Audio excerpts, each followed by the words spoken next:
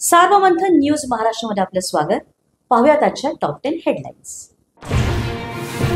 125पेक्षा जास्त आमदार असलेल्या भाजपची आमदारांची भूक वाढतच चालली आहे। छगन भुजबळांचे निरीक्षण। तर पक्ष एक नंबरचा करायचा तर काही चुकीच्या गोष्टी टाळण्याचाही भुजबळांचा सल्ला। मनसेच्या मुंबई अध्यक्षपदाची जबाबदारी संदीप देशपांडेकडे, अमित ठाकरेंकडे सर्व शाखा अध्यक्ष आणि गटाध्यक्षांची जबाबदारी। तर महापालिका निवडणुकीसाठी मनसेच्या तयारीचा आजच्या बैठकीमध्ये श्री गणेशा।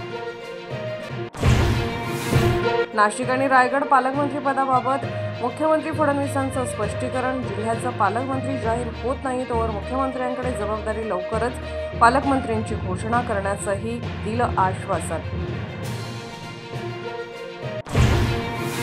कुंभमेळ्याच्या आयोजनासाठी खास कायदा करून मेळा प्राधिकरण स्थापन करणार।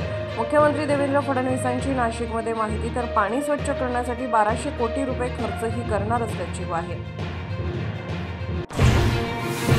हिंसाचारग्रस्त नागपुरातील संचारबंदी दुपारी 3 वाजल्यापासून पूर्णपणे मागे। सोमवारच्या राड्यानंतर लावण्यात आलेली संचारबंदी टप्प्याटप्प्याने मागे, तर पोलीस बंदोबस्त मात्र कायम। HSRP नंबर प्लेटसाठी बनावट संकेतस्थळ, सायबर फसवणुकीचा नवा प्रकार उघड। सायबर बावट्यांनी बनवली अधिकृत शासकीय वेबसाईट सारखीच हुबेहूब बनावट वेबसाईट।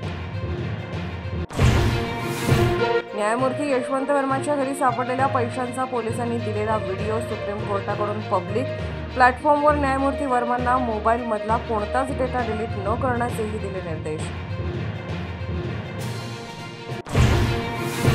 न्यायमूर्ती वर्मांनी स्वतःहूनच राजीनामा द्यावा किंवा संसदेने कारवाई करावी, ज्येष्ठ विधिज्ञ उज्ज्वल निकम यांचं मत। तर जळालेल्या नोटांचे व्हिडिओ वेबसाईटवर टाकल्याबद्दल सुप्रीम कोर्टाचंही केलं अभिनंदन। IPLच्या पहिल्या सामन्यामध्ये बंगळुरूचा गतविजेता कोलकातावर 7 विकेट्सनं विजय। कोहलीचा शानदार अर्धशतक। तर आज हैदराबाद विरुद्ध राजस्थान आणि चेन्नई विरुद्ध मुंबई यांच्यामध्ये सामना।